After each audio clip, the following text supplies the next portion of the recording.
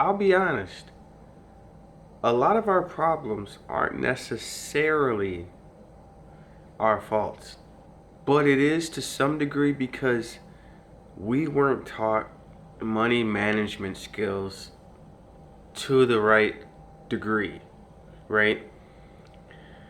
It's almost like we get taught kind of a lax, it'll be fine, don't worry about it, or if you're cutting it close, that's okay, you can afford it. But the real truth is, we can't afford it. We need to have what I'm going to talk about today, which is a cash surplus. This is what we need to focus on because this is what really keeps you going forward. You need to be making enough money where at the end of the month you have something. Whatever it is, start there. Whether it's $100, $200, and from that point you need to be building up your surplus. What I'm doing currently is dropping all the bills I can. I'm canceling everything. I've done pretty well. Currently, my mandatory bills are about $800 a month. That's pretty good, but I still want to get that lower. Ideally, it would be zero, right?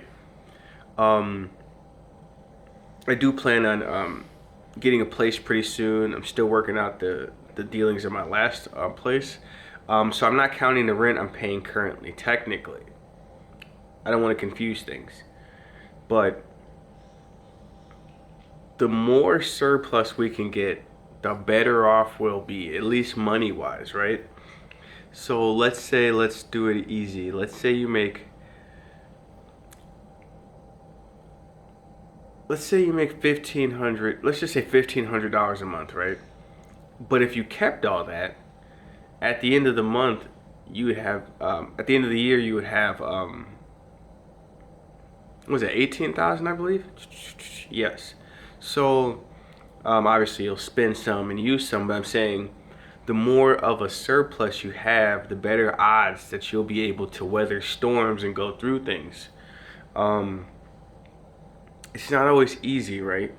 Because the problem is debt is easy to get into.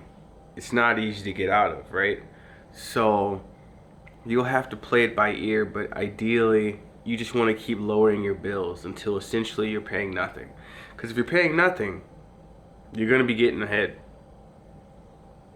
Now, I understand people have bills. That's why I said start where you can, because you're not going to be able to cut out rent, essentially. Now, you can find some ways to maybe maneuver. Maybe you get a roommate. Maybe you go half with your partner. Maybe you go back, live with your parents. These are all things you can do. Maybe you can downsize, go to a different place. But I am looking for as cheap as possible, a little bit better, you know? I'm not gonna risk my safety, but at the same time, I'm looking for as cheap as bills as possible, right? Because this gets a load off my chest, you know? At least I don't feel like I have a lot of leeway, you know? Let's say my surplus is $600.